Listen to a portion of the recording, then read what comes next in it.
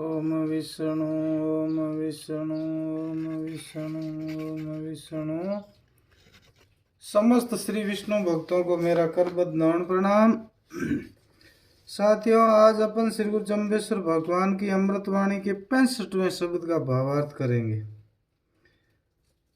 लूणकरण जी के पुत्र जेत सिंह ने जमदेव जी से एक शब्द श्रवण करने के बाद पुण्य कहा कि मेरे पिताजी ने मुझे अश्व की जगह पत्थर दिया था। मैंने तो उनसे घोड़ा मांगा था, किंतु उन्होंने क्रोधवश मुझे कहा कि घोड़े की जगह तुम भाटा पत्थर ले ले। उसका अर्थ क्या है? आपने मुझे राज्य प्राप्ति का आशीर्वाद दिया है, इसका भी मतलब मैं नहीं समझ सका। तब श्री गुरु जम्बेश्वर जी ने बताया कि लूणकरण नारनौल से वापस लौट कर नहीं आएंगे, वहीं पर वीर गति को प्राप्त करेंगे। मैंने उन्हें जाते समय रोका था, किंतु नहीं माने। अब तुम्हें राज्य प्राप्ति तो होगी ही, साथ में ध्यान रखना अन्न धन लक्ष्मी यश ये सभी कुछ ज्ञान भजन जन सेवा बिना पत्थर के समान ही है। इस प्रकार से सचेत करते हुए गुरु महाराज ने यह शब्द सुनाया। ओम तवा जाग जो को राख जाग्या निरे निरंजन निरे निरालंब जुग 36 के आसन बैठा वर्त्या और भी अवधु जागत जागू।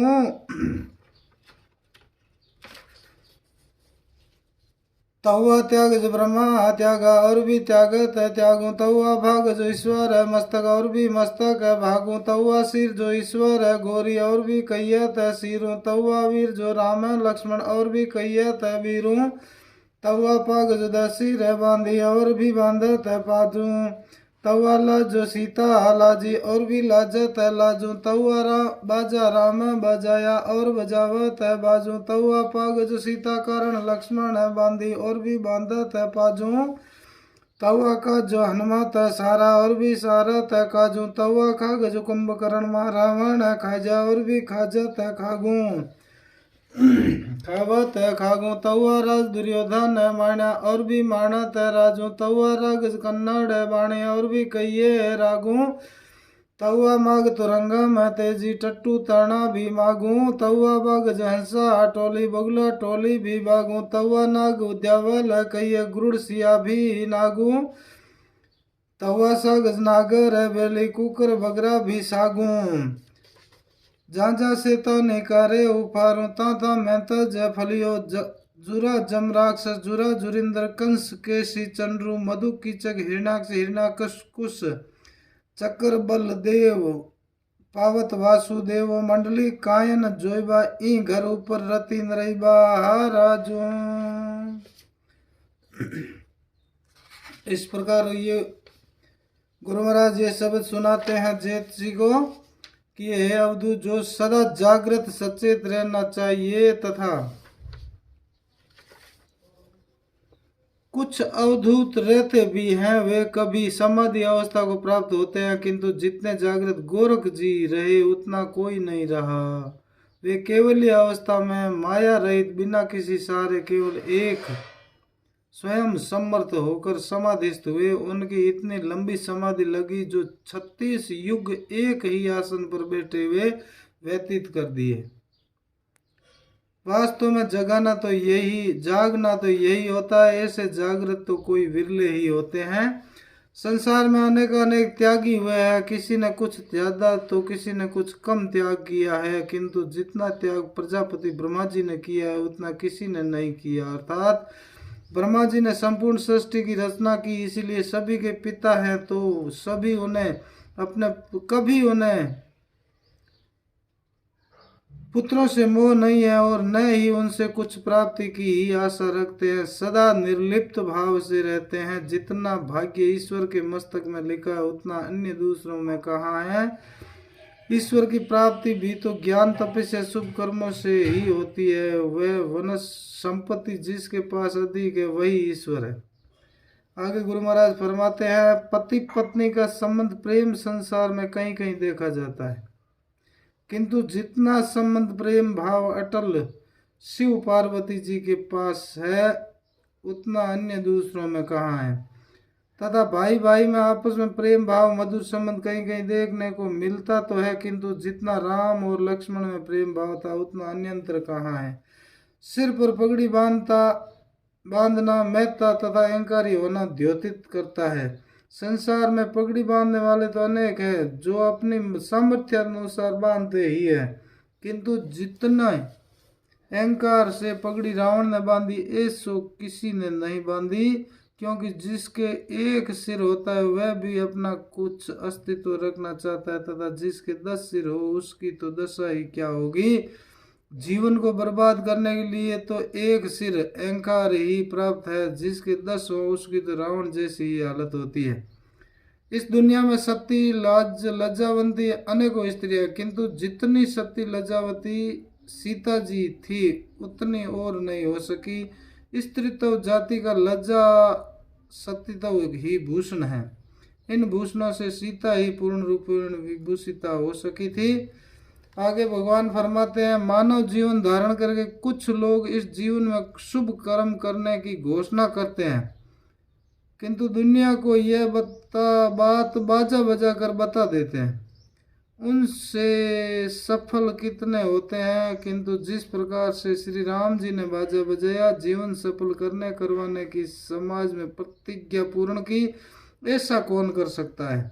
इस संसार में अनेक लोग नदी नाले पार करने के लिए छोटे मोटे पुल बांधते हैं, अर्थात संसार सागर से पार उतरने के लिए छोटे मोटे धर्म कर्म तथा मर्यादा का पुल बांधते हैं, किंतु जैसा पुल सीता जी की प्राप्ति के लिए लक्ष्मण जी ने बांधा वैसा कौन बांध सकता है। अर्थात मर्यादा धर्म की स्थापना के लिए जैसा तब लक्ष्मण जी ने किया, ऐसा अन्य से संभव नहीं है। अथवा जैसी पंचवटी में सीता जी के रक्षार्थ रेखा लक्ष्मण जी ने खींची, वैसी इस रेखा कौन खींच सकता है। आगे गुरु महाराज फरमाते हैं, संसार में स्वामी सेवक बहुत देखे गए हैं, किंतु जितनी सेवा निस्वार्थ भाव से हनुमान जी ने श्री राम जी की थी उतनी कौन कर सकता है। निस्वार्थ भाव से सेवा कार्य से ही आज हनुमान जी पूजनीय हो गए हैं। भोजन भट्ट तो बहुत देखे गए हैं, किंतु जितना भोजन कुंभकर्ण अहिरावण ने किया करते थे उतना कौन कर सकता है। किंतु वे भी अधिक भोजन के बल पर जीवन को स्थिर नहीं कर सके, काल के गाल में समा गए।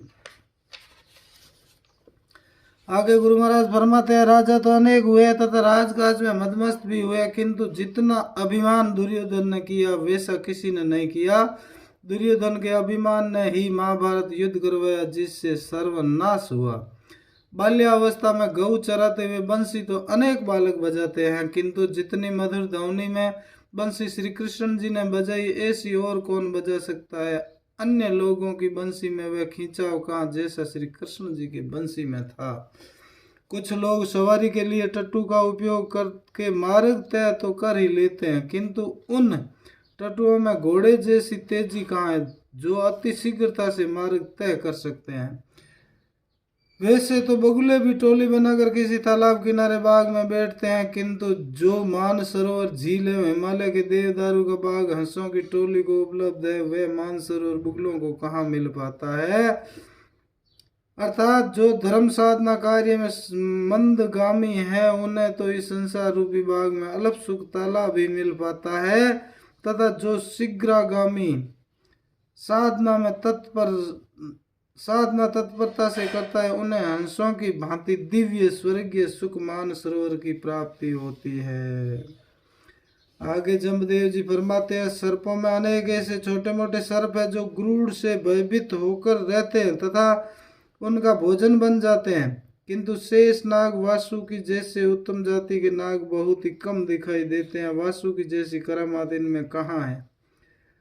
मरुस्थल प्रदेश में होने वाली कुकर बगरा अत्यंत कंटीली विषमय वनस्पति उस नागर बेली तथा अमृत फलमय वनस्पति की बराबरी कैसे कर सकती है। अर्थात सजन गुणवान मधुर वक्ता है, उसकी बराबरी दुर्जन गुण रहित झूठ कुवचन वक्ता पुरुष कैसे कर सकता है।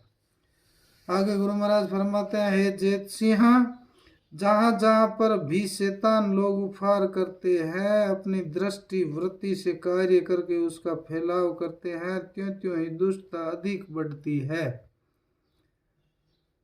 उसी वृत्ति के कारण ही जबरदस्त यम के समान राक्षस पैदा हो गए हैं।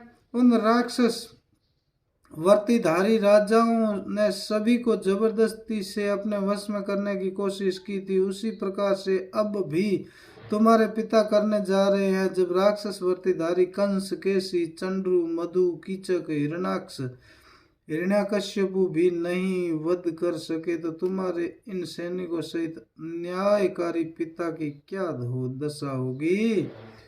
आगे गुरु महाराज फरमाते हैं, अंत समय में इन राक्षस सदृश कंस आदि मानवों ने भी चक्रधारी श्री कृष्ण एवं हलधर जी श्री बलदेव जी को के ही सामने देखा था, अर्थात इनकी मृत्यु परमात्मा के हाथों से हुई थी। उन सम्राट राजाओं को क्यों नहीं देखते जिनका इस धरती पर सार्वभौम राज्य था, किंतु जब अन्याय किया तो इस क्षण में ही राज्य चला गया। तो फिर इस समय के इन छोटे मोटे राजाओं की क्या औकात है। किस बलबूते पर ये झूठा अभिमान करते हुए अन्याय से किसी का हक छीनने जा रहे हैं। यह अन्याय न तो श्री कृष्ण के रहते हुए चल सका और न ही मेरे यहाँ रहते हुए चल सकेगा। बोलो श्री गुरु जम्बेश्वर भगवान की जय, श्री विष्णु भगवान की जय। बंधुओं, आप मेरे YouTube चैनल पर नए हैं तो इसको सब्सक्राइब जरूर करें, यानी सदस्यता ले लीजिए और अन्य बंधुओं तक पहुंचाने के लिए शेयर भी कर दीजिए। आपकी महती कृपा होगी। बोलो श्री विष्णु भगवान की जय।